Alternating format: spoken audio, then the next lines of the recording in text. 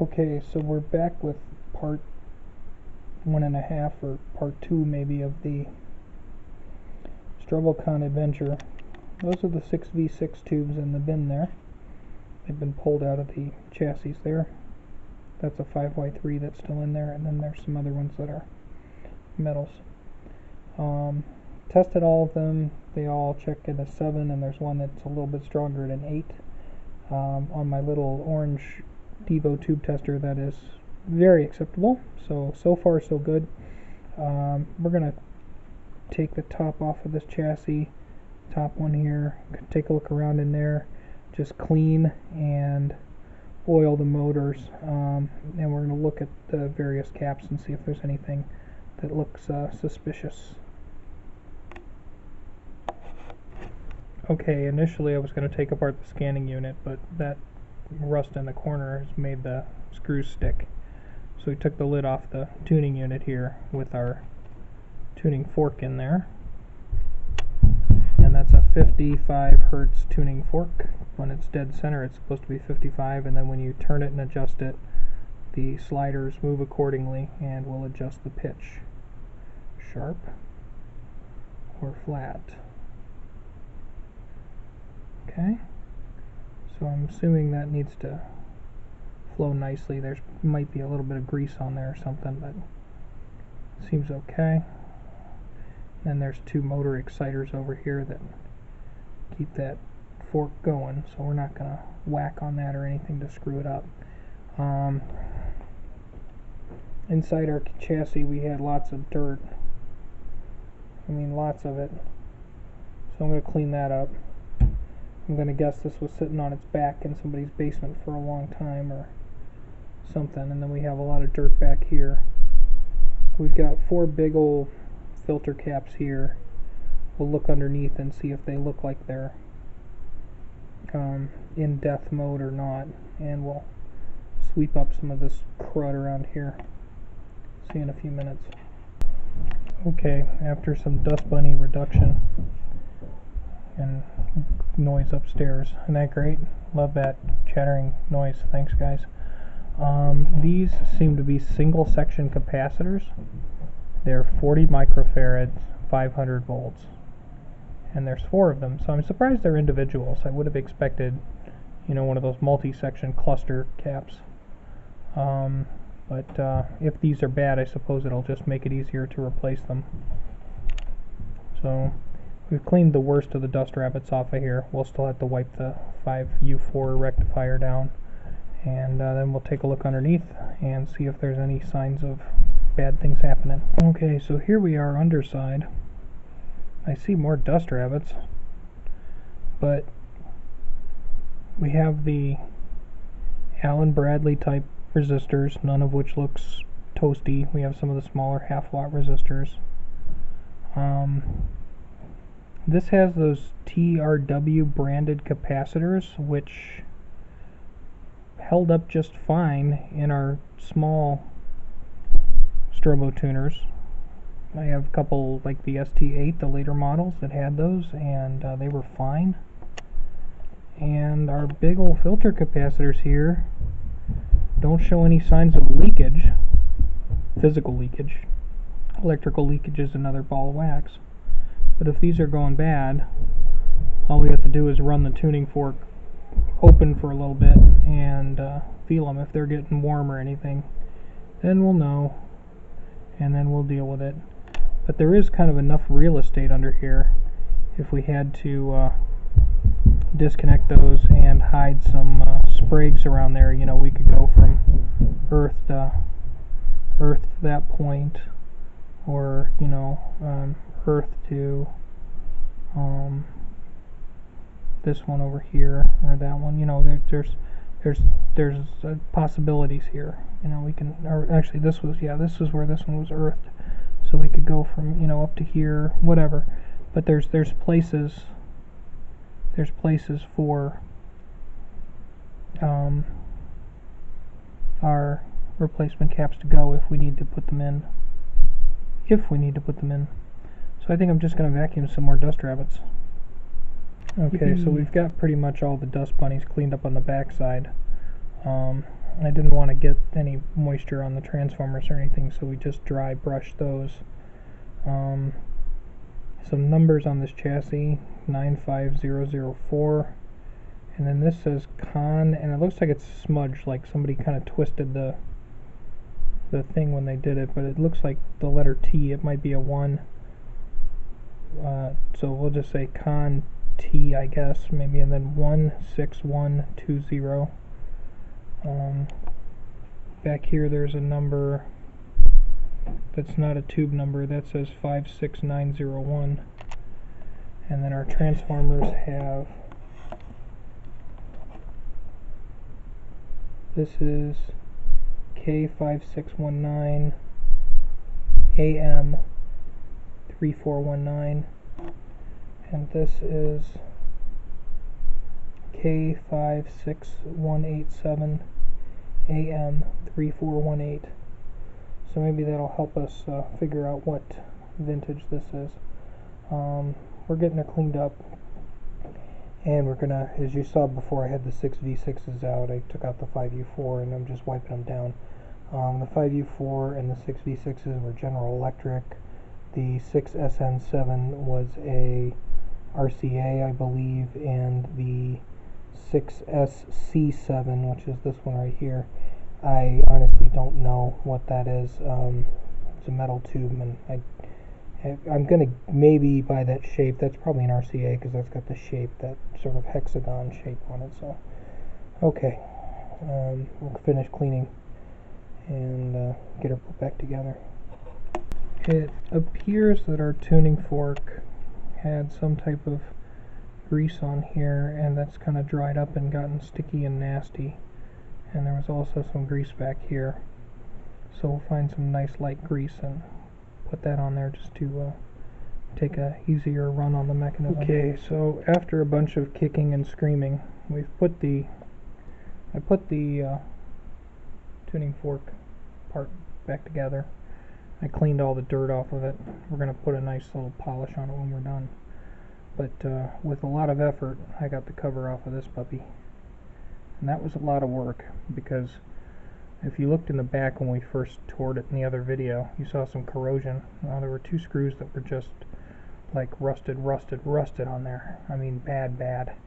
And so I had to warm them up to get them out. So we're looking at the front here. There's all our discs. Nothing too interesting here, but let's go a little bit topside here and take a look at the really interesting stuff. Okay, so here's the Big Daddy engine that actually runs this puppy over here. Isn't that pretty? That's a big boy. So that runs that. And then we have the gearbox, which is up here. I think this screw is what you open to put oil in the gearbox, if I remember, because I read it in the book. And then this screw would be the one that you open to put oil in the motor. So I'm going to double check that in the owner's manual, which is available online if you hunt long enough. Then we got more dirt in our sockets. And then back here we have more dirt. Maybe the leavings of a mouse, I don't know. And a really big power resistor back there. Wowzer. I took the 5x3 and the 6V6s out. And then we have, there's our 6J7. It's a tube with a top cap on it. Kind of unique. That's our power transformer. And then we have this transformer here with this super high voltage wire. Comes up and makes the neons work.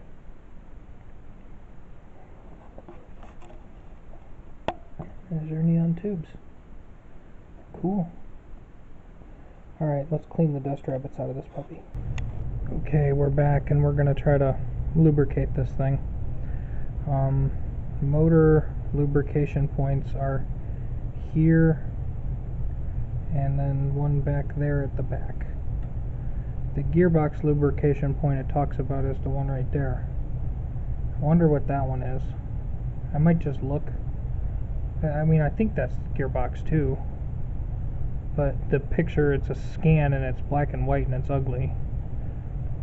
And they said a half an ounce is enough for 6 months of like daily 8-hour operation.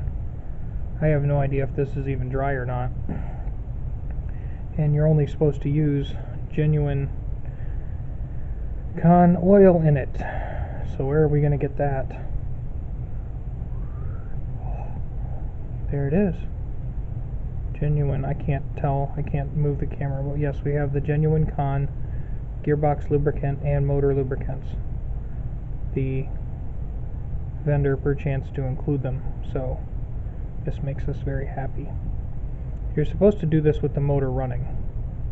So try to get the motor running. Let's see.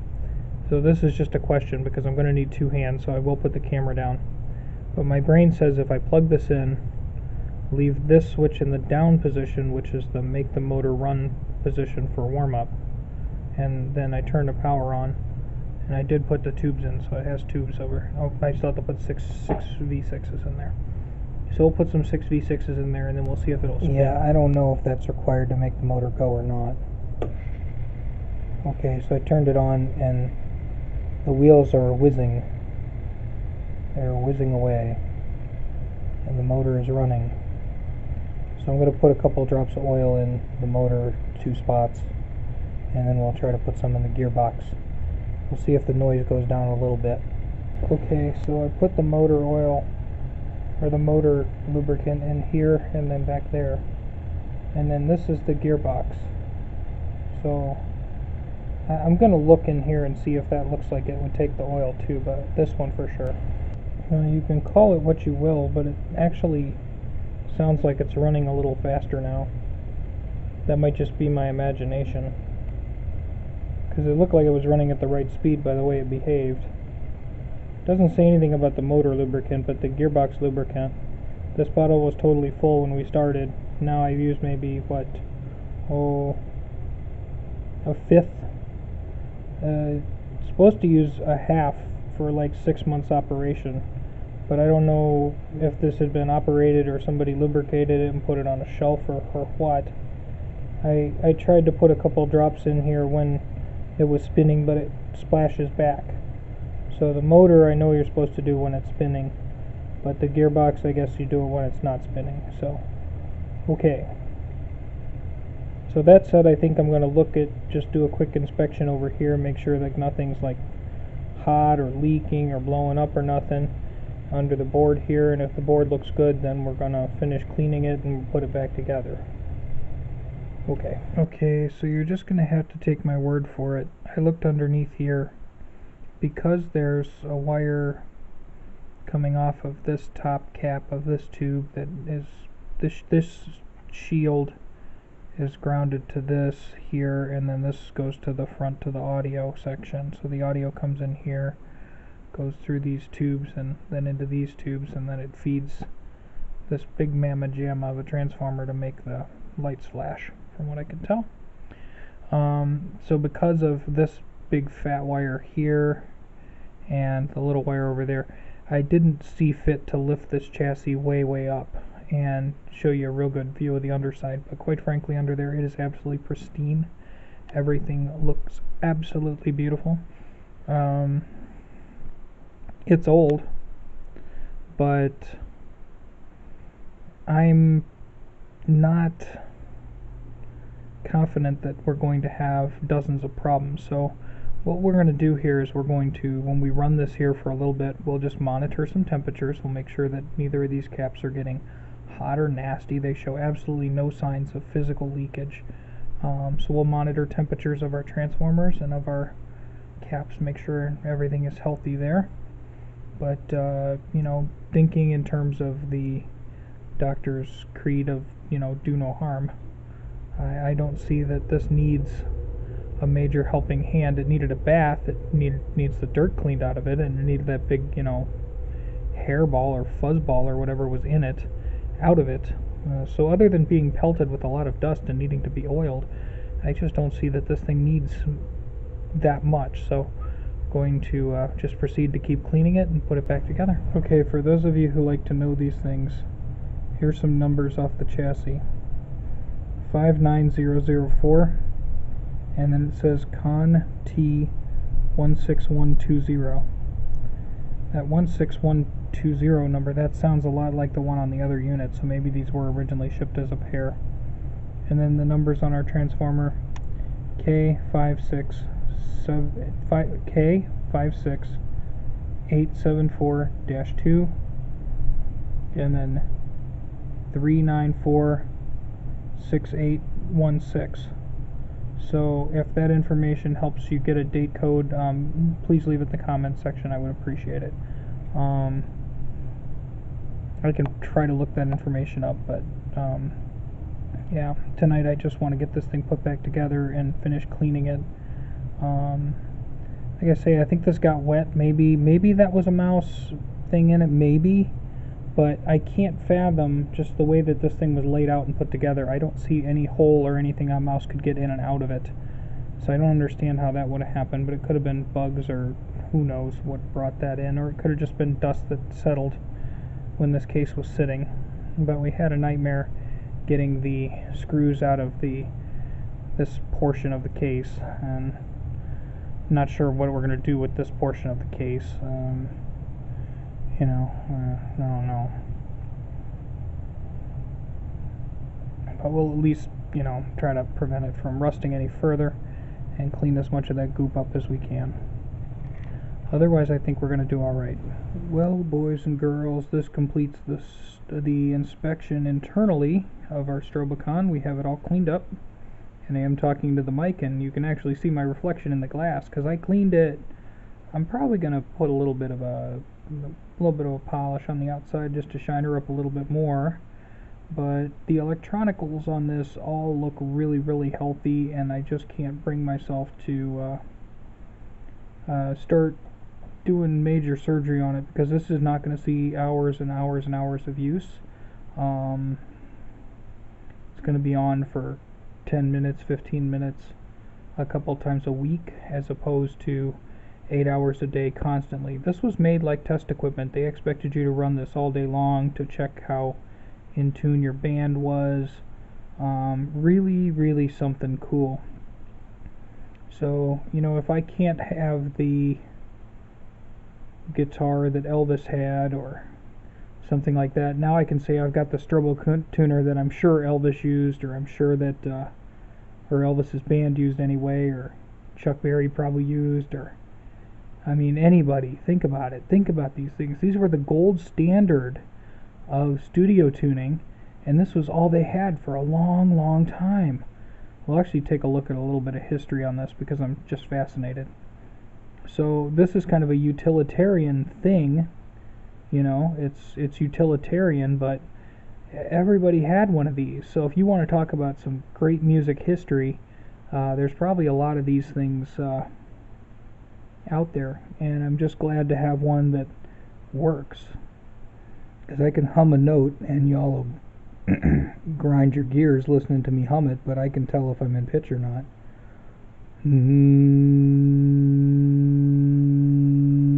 Yeah, it looks beautiful from here. Probably looks like crap on this camera. Probably looks all washed out. The neons look way brighter on the camera than they do in my reality, but oh well, close enough for jazz. So I'm going to finish polishing it up, and the next quest will be its microphone, which I think will be coming in tomorrow, and we'll see if that actually works, and if it does, great, and if it doesn't, we'll be making a fix. So thanks for watching. Have a great night. Stroboconn 6T-5. Actually, you know what? Instead of cutting the video short here, I'm going to we'll look at the computer real quick. I want to show you a little bit of history information. Okay, so this is going to make you probably sick, but this is handheld camera by the computer. Alright, so this is the Conn factory going up in flames in 1910. Yay. But effectively, after they rebuilt, there was a fella, this guy right here. His name is Earl Kent, and he was working on making an electronic organ, which was something that Conn had interest in. And He ended up getting a job in research and development. This is a very, very interesting article, and I want you to read it. But he was actually the guy in their research team developed the Stroboconn. There's a picture from 1955 of a bunch of students working with their Stroboconn.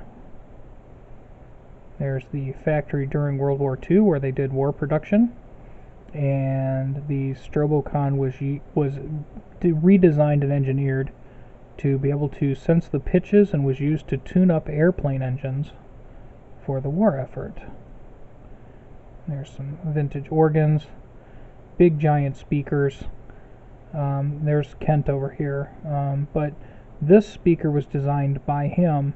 These over here were actually Jensen's. Those are the Jensen Imperial speaker.